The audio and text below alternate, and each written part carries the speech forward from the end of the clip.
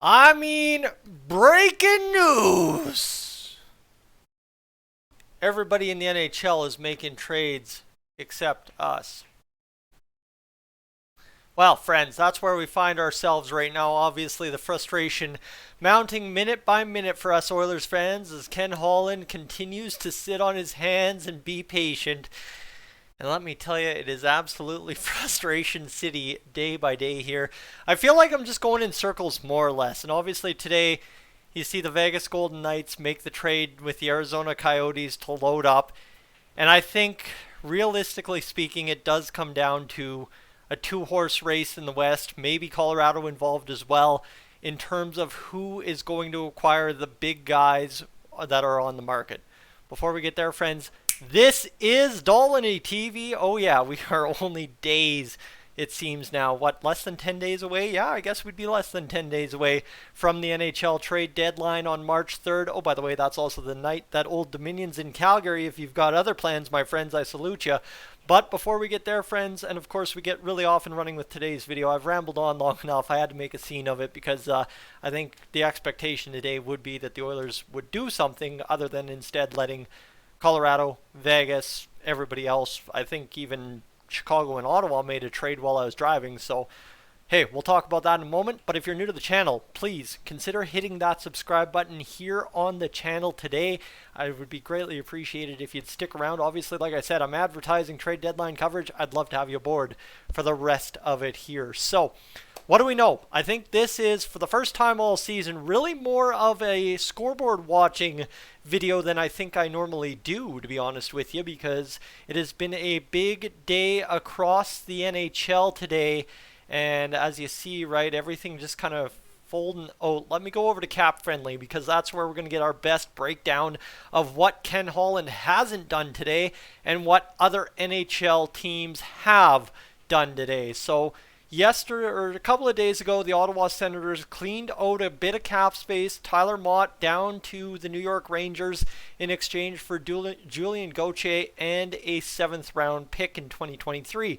That was move number one for the Ottawa Senators, which gained them an addition of $550,000 in salary cap. Then today, the big one that absolutely shocked everybody. I still don't think we've got reaction from the other trade as of yet, though. But Shea Weber, the salary amount of Shea Weber, to the Arizona Coyotes with a 5th round pick in exchange for Dyson Mayo, who finds himself in the AHL right now with the Henderson Silver Knights, going to the Golden Knights, obviously. That's who that farm team belongs to. And the Golden Knights gaining $7.85 million in salary cap space. Then, all of a sudden, friends, the Chicago Blackhawks get a deal in the going today, acquiring Nikita Zaitsev. And this one, right, I mean, it's a big move. It's a big move for Ottawa, but it's not an shocking move. This is something, again, these moves kind of, I think the Shea Weber move's way bigger because of the implications for Vegas against us at the deadline. But for Ottawa, this was a move that I think was coming as soon as they put this team up for sale. I think that's, when you look at it here, this team was going up for sale a long time ago, and Nikita Zaitsev had to be out before the new owners took over. That's kind of the sense I've gotten here on this Pierre Dorion whole train that they've been throwing the Ottawa Senators down for several years now, is Zaitsev had to be out before new management, owners, whatever, came in. So Zaitsev goes to the Blackhawks with a 2nd round pick and a 4th round pick in 2026. The 2nd rounders in 2023 both belong to the Ottawa Senators. And, well, just like that, the Chicago Blackhawks have got it going here. And you look at this, right? The Ottawa Senators in return get $4.5 million in cap space, which, what do you think this does? They give up draft picks, but now for those, that $4.5 million and a 2nd and a 4th given up, they now have retention cap space to weaponize here. And you look at their cap space, 17, almost $18 million available in current cap space. That is absolutely nuts. When you fold that over, I think that retains out to, whatever the heck it's supposed to. I don't know how to read the cap space numbers, but projected cap space by the end of the year is 4.9 million or whatever. So it kind of rolls out for the Ottawa Senators right now that they've done pretty good throughout this season to really build up their cap space to retain the rest of the way home. I believe is how this all works out for the Oilers right now. Just to give you a comparable current cap space, we have 5,625, and the Vegas Golden Knights now have $8.75 million in current cap space available.